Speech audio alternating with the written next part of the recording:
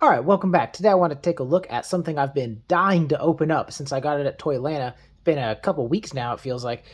This is the Savage Crucible Con exclusive for 2025. This is the Shield of Dezera. I think I'm saying that right. Shield of Dezera. We have the packaging here, similar to the other ones. This one's more of a white motif to match the look of this albino Lemurian here. They have the same text kind of background on the Crucible here, and the two sides that name the figure. And then on the inside, we have a bio on the Shield of Dezera and the figure itself. And this one is meant to be like a buildable figure, army building kind of fig. So we have some multiple heads in there, some different looks we can get. Let's crack it open and see what we got. First thing I want to show is this pull I had on the card. This is the first holographic card I've got. Pretty excited about that. This is the Ancestral T card. I have a number of these already, but I don't have any cards in holographic. So it's pretty cool. Still not sure exactly what to do with them. I don't play a game or anything like that, but very neat cards to collect. In fact, I've got a few cards, number of duplicates and stuff. I don't really know what to do with them. If there's something that appeal to you, hit me up, message me through Instagram, Toys for Scale at Instagram, and set something up. Maybe you can trade me a sword or something for them. Speaking of swords, I'm always excited to see these blind bag weapons. See what we got here. Oh, cool. It's pretty cool. I don't think I have one of these purple pink ones like this. I have like a blue one. I think I have like a green yellow. And then I have those orange yellow ones that came with last year's con exclusive. So it's pretty cool to get this purple pink one here. Not an overwhelming amount of stuff going on here. We got an open set of hands, closed set of hands on the figure. We have one of these little Ancestral Tea bottles, or I don't know if that's something different, but one of those kind of potion bottles.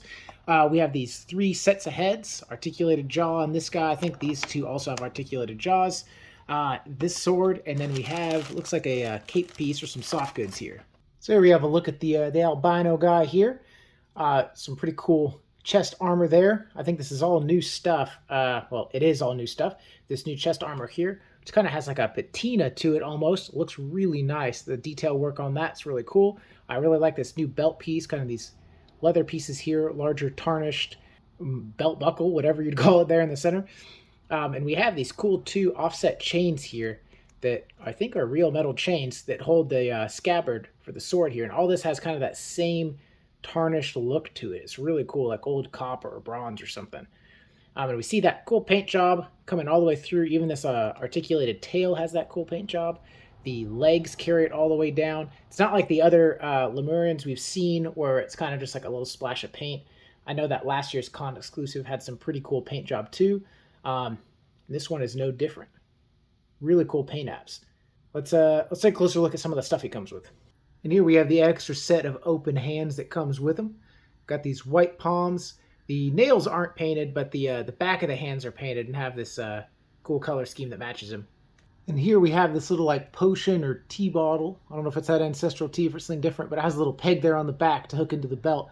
But it has kind of a translucent kind of red plastic there in the middle, which is a pretty cool effect. And we have this soft goods kind of cape thing here. It's black. You can see a little bit of light through it. And it's kind of got this weathering and tattered effect all around the edge of it. These two leading edges here do have wires. So both these sides here.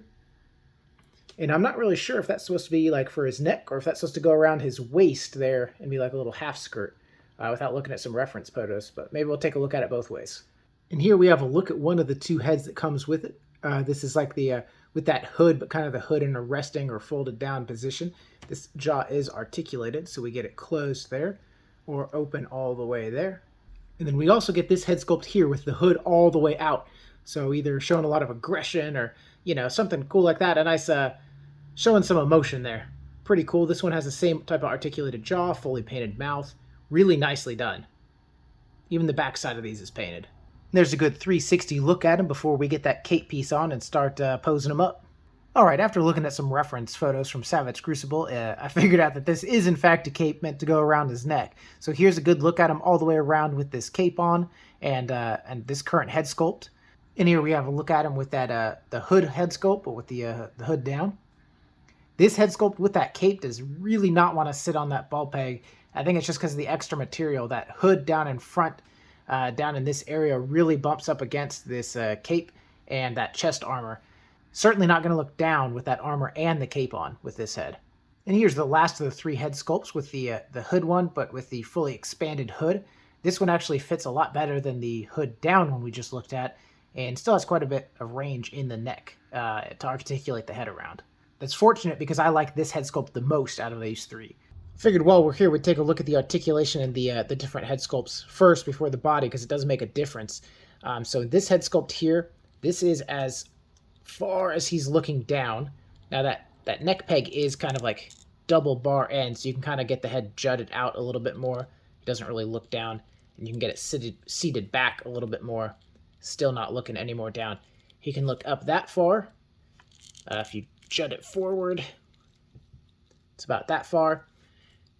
Now, from the front, he can tilt the head quite a bit, so you can kind of some expressive looks that way. He can turn it a pretty good amount before it starts running into this this armor, and if you combine that with a little bit of a turn, you can get expressions looking both ways pretty darn good. And then as far as a side-to-side, just straight rock, we get a little bit of just a straight-on rock in that head sculpt. This head sculpt here, without the cape, fits okay. It actually seats fully on that ball peg. And you can have it jutted forward there, make a little bit more clearance, but still you're not getting any look down. You do get a little bit of a look up. That's the look from the front, kind of face on, looking down. We have a little bit of a head kind of rotation side to side, and then really not much turn left to right because this hood piece there kind of stops it.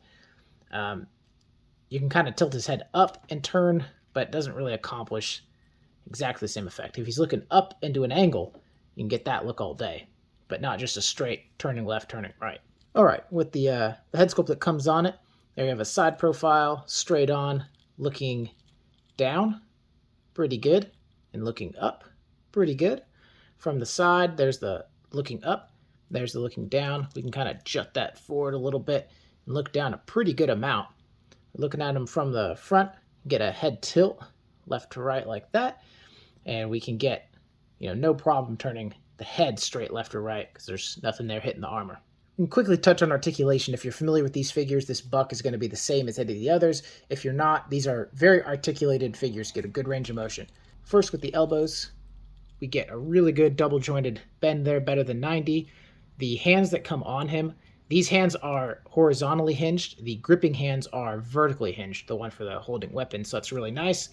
We can get a T-pose all the way out. We do have a butterfly shoulder. So this comes in and out. That means we can get these arms, no problem, in front of him for a two-handed grip on a sword, which is really awesome. His hands are already touching in front of him without even articulating the elbows, really. We have a joint up here, and we have a joint down at the waist. So for crunch, even with the armor, we get a pretty good crunch forward. Really good lean back there. We get pretty good just crunch side to side. And then, of course, we can twist as far as we heart desires. As far as a kick out, we can almost get a full splits there. We can get a kick to the front about that far. Not so much kick to the back. We do have some pretty good knees, double jointed knees that'll get us that close to getting heel to butt. We do have, let's get the sword out of the way, an articulated tail. So this is actually hinged here, so that can go back and it can go down. It's also pivots in there, so we can get it kind of wagging side to side. And then there's points of articulation along the way. And then in the feet, and these are the new updated feet that have no toe hinge, a little bit more stable and a little bit flatter foot.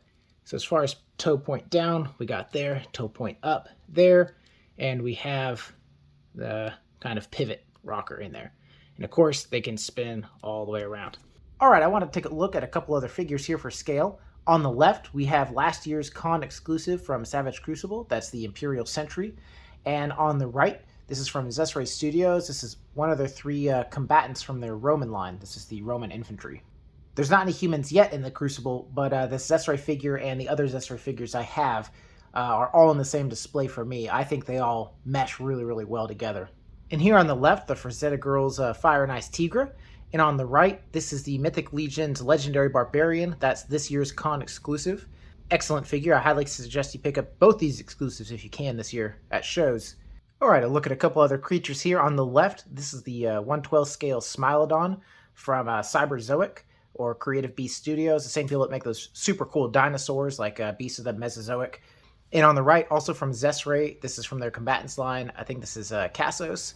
All right, had to back up a little bit for this one. Here's a couple of Axie toys. These are Dinosaur Battlefield. In the back, the T-Rex, and on the left, the Carnotaurus Warrior.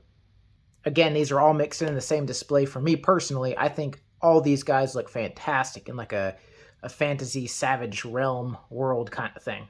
Okay, over here we got a Storm Collectibles. This is the Golden Axe 3 Dead Frame Skeleton on the left. And on the right, we got Ken from the Jada Toys Street Fighter series.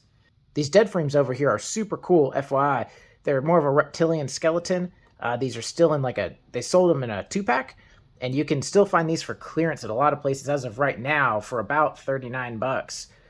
To me, that's a great buy for your Savage Crucible display if you like skeletons at all. Because to me, they look like they're about the same scale, size, and shape to be Savage Crucible skeletons. All right, and finally, a couple of the Mythic Legions figures. These are both standard-sized figures. On the left, we have kind of that troll or goblin scale size with one of the All-Stars heads swapped on there. And on the right, the new Sir Gideon Heavensbrand from the Necronominous wave. Fantastic knights, by the way. If you guys don't have any of those Necronominous knights and you're into knights at all, great new designs and new builds on those. All right, so time for some final thoughts on the Shield de Zera. I hope I'm saying that right. I don't mind the idea of this being a builder. At least that's what it sounds like from the bio and from the head sculpts it comes with. Seems like an army builder kind of figure to me. I have no issue with that. Them doing it as a con exclusive for the year feels a little restrictive. If you're not, I guess, fortunate enough or you don't want to put out the time, money, whatever, to go to a show, you might have a little difficulty picking this guy up this year. You might have better luck at the end of the year. That is, if they stay in stock for any amount of time on the Savage Crucible website. As far as cons go, that would probably be my biggest con of the figure, which has very little to do with the figure itself. The only con I would say about this figure, which to me exists with all of the Savage Crucible figures I have, is something about the way the ankles are. They just are difficult to keep standing. I don't know. I know they had some difficulties with their hinge toe design, the way that the feet were designed overall, with all of these Lemurians in their Wave 1. Every figure that I have, I've bought the upgraded feet or replacement feet for. That has made a tremendous difference, but something about the way that joint works, it's hard to get him to stay in one spot for me. But as you see, he's standing. As you see from the rest of the video and any photos I put in here, you can get him to stand. It's not like they were like the old style feet where it was nearly impossible to get him to stand. It's just a very minor frustration with these guys. I think it comes down to just how tight everything is from the factory. These are the only figures that I know I'm going to have to heat up when I open the package. So keep that in mind, and don't do anything to hurt your figure. But again, neither of those cons I mentioned really have anything to do specifically with this figure. As far as pros, I think the paint job is phenomenal. That's the first thing that stands out to me. The color palette they used for him is great. I love this kind of albino look or the white look that they've used for him. But also the paint effects on his body itself, I think, are a lot better than some of the other paint apps they've done. Like, more detail, I should say, not necessarily better applied or better executed, just there's more of it. You know, the designs on him seem a little bit more intricate, like there's a little bit more time and effort into the paint work and the design. So I really do appreciate that.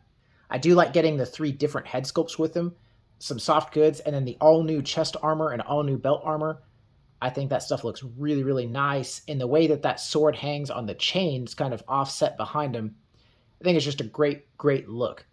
To me, it's unparalleled articulation for something kind of in this category or in this class. Like in the side-by-side, looking at figures for scale that we did a moment ago, there's a lot of really, really nice figures in there. To me, a lot of beautiful sculpt work and paint work. This is going to be the most highly articulated figure that you guys saw in that lineup. And I honestly can't remember if it was before or after I posted my last review video, but I just recently crossed the 100 subscriber line, and I really appreciate that, guys. I mean, when I started this, it was just a way for me to kind of share my thoughts and opinions on some of these figures that I've become pretty passionate about. And I appreciate that you guys even watch. You know, it's surprising to me, but I appreciate you guys that you watch. I hope I have something unique to offer, some of my inputs, or you know, maybe show you something or tell you something about a figure that you're looking at buying. I don't know. If it helps you out in some way, I'm glad it does. Yeah, I appreciate you guys watching. Comment below if you have any notes or thoughts for me or any input on what you would like to see. Until then, I'll just keep sharing the figures that I enjoy, whether they seem connected to each other or not, and we'll just go from there. Thank you guys so much for watching. Have a great night.